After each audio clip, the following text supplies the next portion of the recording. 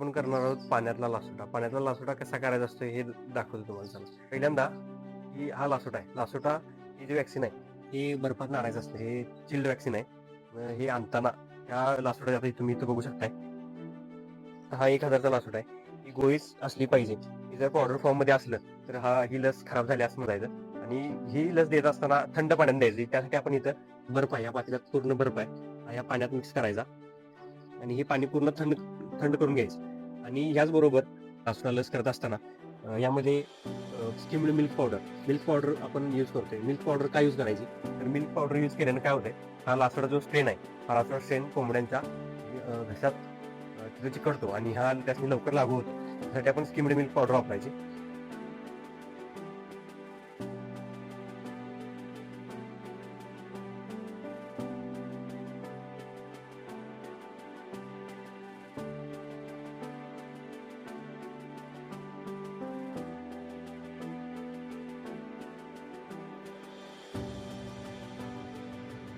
तो ओपन करत असताना हे पाणी आता फुल चिल्ड आहे, पण यात बर्फ टाकलेला आहे. या पाण्यात बर्फ आहे त्यामुळे हे पाणी पूर्ण चिल्ड आहे, अजूनही गार होते. हा जो वॅक्सिन आहे हे पाण्यातच उघडायचं आणि बरोबर हे व्हायसाठी, बरोबर मिक्स व्हायसाठी यात पाणी घेऊन परत शेक करून परत हे पाणी यात ओतून द्यायचं आहे. पूर्णपणे यात मिक्स करायचं आहे. त्यानंतर हे वेल शेक करायचं आहे.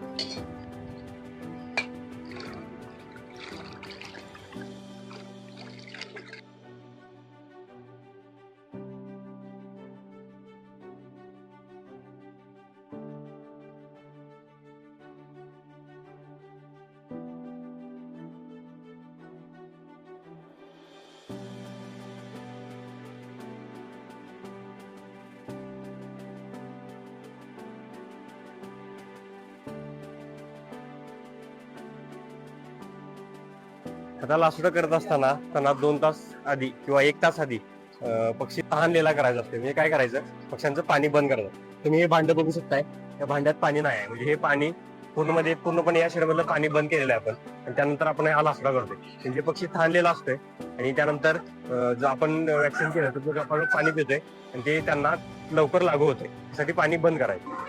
हे टाकण्यापूर्वी भांडी स्वच्छ धुवून घ्यायची, पूर्ण फडक्यानं पुसून घ्यायची, त्यानंतर लासोटा टाकायचा.